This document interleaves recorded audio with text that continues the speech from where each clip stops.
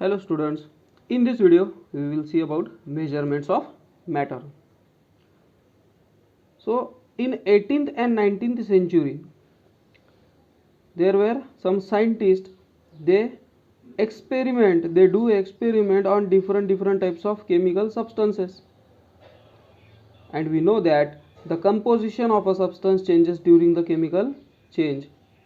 Okay, and they combined randomly one chemical with another and new compound was forming, and they were accurate in measurement. And after that the law of chemical combination came. What is law of chemical combination? To combine chemicals and forming new product. Okay, and on the basis of Dalton's atomic theory the law of chemical combination was done by the scientist. Okay, now we verify this law. ठीक है, जैसे 18th और 19th century में क्या हुआ, अलग अलग scientist थे, वो साइंटिस्ट लोगों ने क्या किया, लॉ ऑफ केमिकल कॉम्बिनेशन, ये न्यू लॉ क्रिएट किया है. कैसे? अलग अलग केमिकल्स लिए, उनको कंबाइन करने की कोशिश की उन्होंने, और वो ट्राई करते करते क्या हुआ, नया ही कंपाउंड बन गया. सो वो है केमिकल कॉम्बिनेशन. और इसके लिए उन्होंने कौन सी थ्योरी यूज़ की? Dalton atomic theory. अब एक एग्जांपल देखेंगे.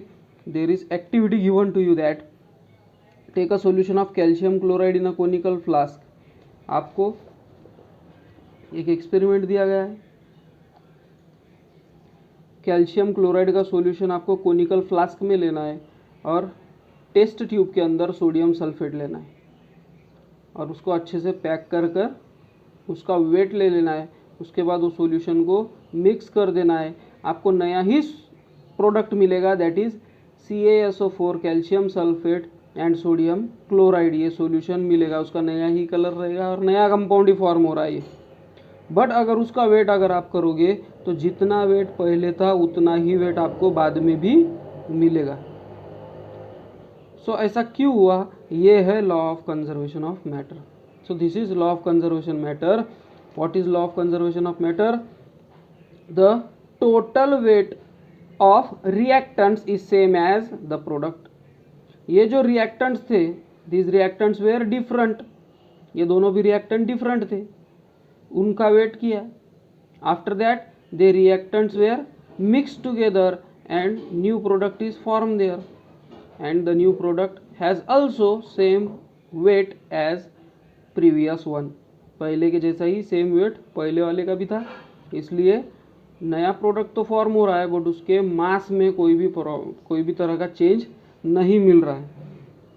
सो this is law of conservation of matter. In 1785 there were French scientist known as Antoine Lavoisier and his research was there is no rise or drop in the weight of the matter during a chemical reaction. Chemical reaction के time पर जब chemical reaction हो रही है तो वो उनके wait में कोई भी तरह का राइज या कि मैक्सिमम वेट होना या तो ड्रॉप या तो कम वेट होना कुछ भी नहीं मिल रहा है, यानी कि सेम वेट रहेगा, पहले भी जो था वो ही आखिरी में रहेगा. Okay, so this is law of conservation of matter. उसके बाद है law of constant proportion. Law of constant proportion का क्या कहना है? 1794 में there was French scientist known as J.L. Proust and his law was the proportion by weight of a constituent element in the various samples of a compound is fixed. जो molecular weight रहता है element का वो compound के अंदर fix रहेगा. Example के हिसाब से देखेंगे अपन. What is example given? The proportion by weight of hydrogen and oxygen in water is 1:8. Hydrogen का वेट और ऑक्सीजन का वेट, इनका प्रोपोर्शन क्या है? 1:8. यानी हाइड्रोजन 1 ग्राम होगा तो ऑक्सीजन 8 ग्राम का होगा, इतना उसका प्रोपोर्शन है. और वो वाटर मॉलिक्यूल में ये प्रोपोर्शन सेम ही रहेगा. सो कितना है? 1:8. मीन्स इसका मीनिंग क्या होता है? 9 gram water is form by a chemical combination of 1 gram hydrogen and 8 gram oxygen.